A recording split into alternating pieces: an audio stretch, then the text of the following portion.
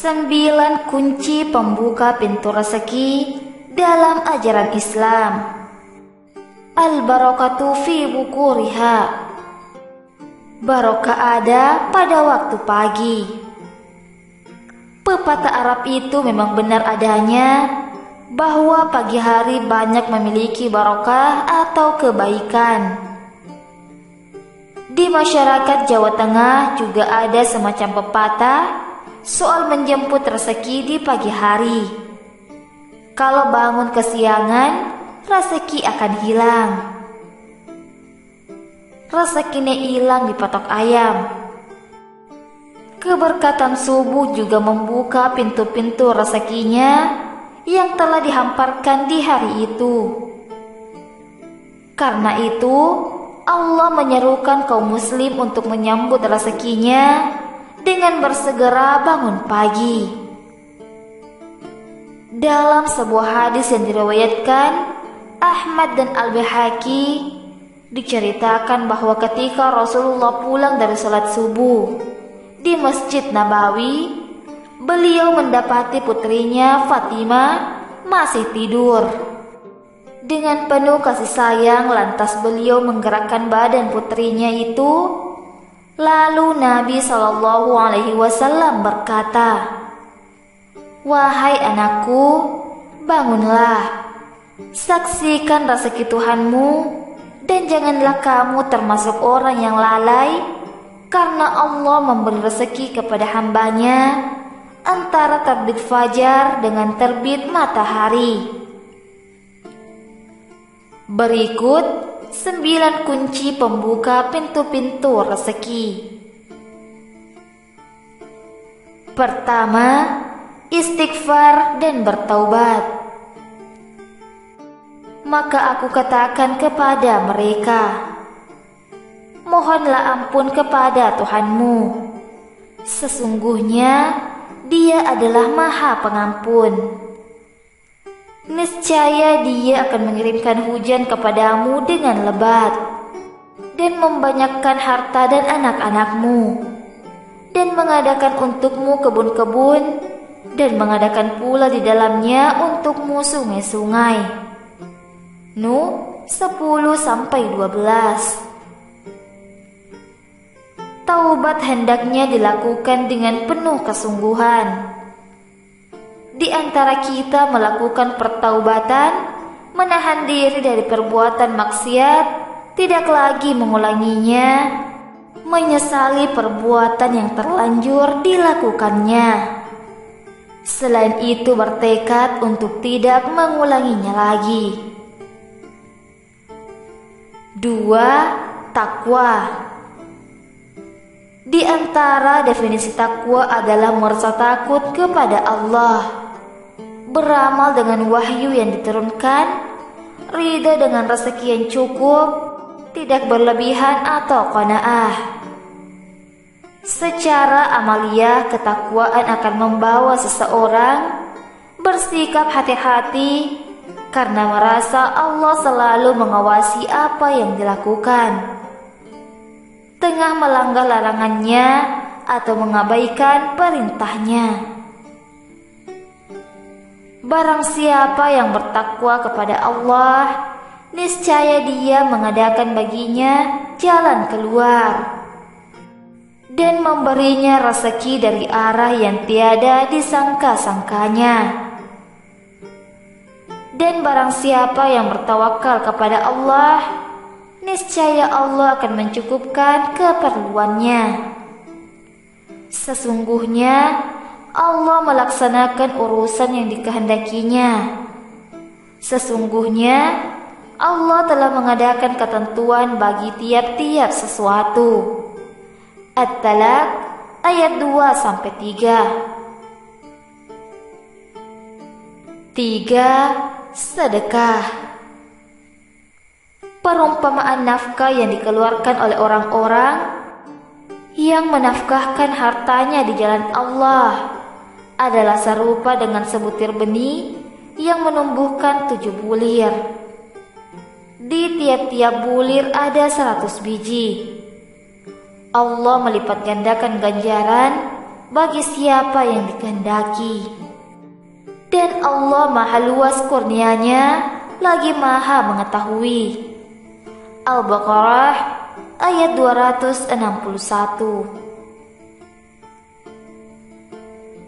Bersedekah tidak akan membuat kita miskin, namun malah akan mendapatkan rezeki yang tak terduga, atau min haitsu la yahtasib. Karena itu, perbanyaklah sedekah walau hanya dengan senyum. 4. Silaturahim. Menyambung tali kekeluargaan mempunyai 2 keutamaan. Pertama, meluaskan rezeki, dan kedua, memanjangkan umur.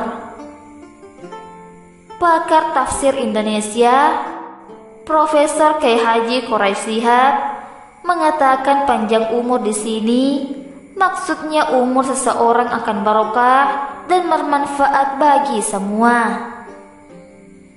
Siapa yang menghendaki kedua-keduanya, hendaklah banyak menyambung silaturahim, meskipun terdapat perselisihan di antaranya dengan keluarga.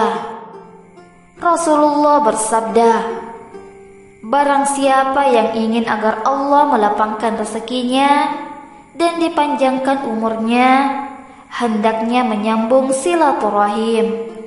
Sahih Al-Bukhari. 5. Berhijrah di jalan Allah. Barang siapa berhijrah di jalan Allah, niscaya mereka mendapati di muka bumi ini tempat hijrah yang luas dan rezeki yang banyak. Barang siapa keluar dari rumahnya dengan maksud berhijrah kepada Allah dan Rasul-Nya, kemudian kematian menimpanya sebelum sampai ke tempat yang dituju, maka sungguh telah tetap pahalanya di sisi Allah. Dia adalah Allah Maha Pengampun lagi Maha Penyayang. An-Nisa ayat 100. 6. Berangkat haji dan umroh. Umat Islam yang memiliki kemampuan berangkat haji dan umroh hendaklah tidak khawatir hartanya berkurang dengan melakukan ibadah tersebut. Rasulullah bersabda, lakukanlah haji dan umroh karena kedua-duanya akan menghilangkan kefakiran dan dosa sebagaimana api membersihkan besi, emas dan perak. Tiada balasan bagi haji yang mabrur kecuali surga. Al-Tirmizi. Namun, menunaikan ibadah haji bagi orang yang mampu, baik secara finansial maupun fisik, hanya diwajibkan sekali. 7. Tawakal kepada Allah. Rasulullah bersabda, jika kamu bertawakal kepada Allah dengan sebenar-benarnya, niscaya Allah akan memberikan kepadamu rezeki sebagaimana Dia berikan kepada burung. Ia keluar pada waktu pagi dalam keadaan perut yang kosong, pulang pada petangnya dengan perut kenyang. Setelah bekerja dan berusaha menjemput rezeki, kita pasrahkan hanya kepada Allah agar diberikan kemudahan dan keberkahan rezeki. 8. Ibadah kepada Allah. Allah berfirman di dalam sebuah hadis qudsi, wahai anak Adam, beribadahlah kepadaku sepenuh masa.